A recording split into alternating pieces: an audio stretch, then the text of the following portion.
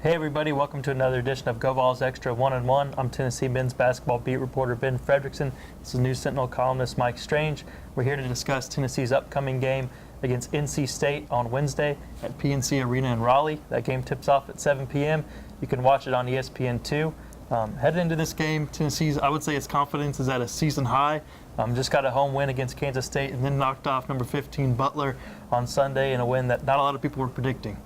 Yeah, including me. I did not think Tennessee would be headed to Raleigh on a roll, but they are, and certainly that does a lot for a young team's confidence. Yeah, they're hoping that carries over to their first true road game of the season. Tennessee has played away from home, but on a neutral site to this point.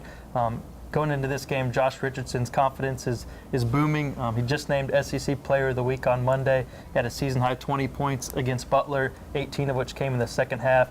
He also got some help from Kevin Punter, junior college transfer, who seems to be kind of catching on as the semester comes to a close. Kevin Punter played his best game against Butler, and he's a guy they need to support that scoring. We've said many times, if Josh doesn't score 15, 16 points, they're not going to win.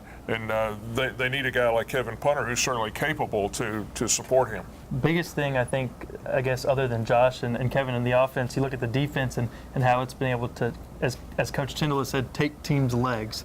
They've done a great job of scoring in spurts, but coming up with offense based on turnovers. They're actually fouling a little bit less. I think they're down to fourth most fouls in the nation, which is an improvement because for a while they were leading the country in fouls per game. But what is it about that defense that wears on teams as the game goes along? Well, it makes you work hard every possession just to get the ball up floor and run your offense. Now, it's going to be interesting to see if they can do that on the road in a true hostile environment, because teams that press and teams that have a tendency to get fouls called on them, that usually doesn't work out as well on the road. Yeah, the officials might be a little bit leaning toward the NC State side in that environment, and they have a pretty good point guard. Tennessee fans are going to get to see Cat Barber again. He has a bigger role for this team. He's a good point guard. And also another familiar name is actually leading the Wolfpack in scoring this year.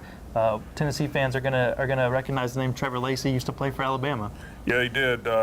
NC State came into Thompson-Boling Arena last year and gave Tennessee a really hard loss. T.J. Warren was kind of the star of that game. He's gone on to the NBA now, but Trevor Lacey, who set out last year, is a really good player. He was Alabama's best player. And for whatever reason, he transferred to NC State, where he's now coached by a former Alabama head coach in Mark Gottfried. I guess that loss to NC State last year, everyone was kind of wondering if this team was going to make the tournament.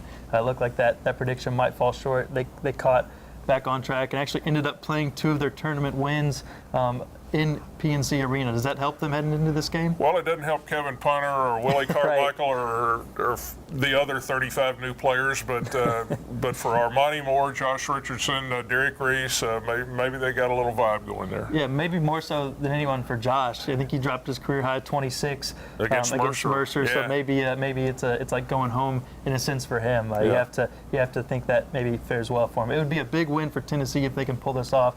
After this, their schedule gets a lot easier. They start to play some of the in-state schools that come back home for a stretch before conference play starts. If they can get a win in this one and they take care of business at home, I don't think it's unrealistic. I think this might be a team that creeps into the top 25 at some point.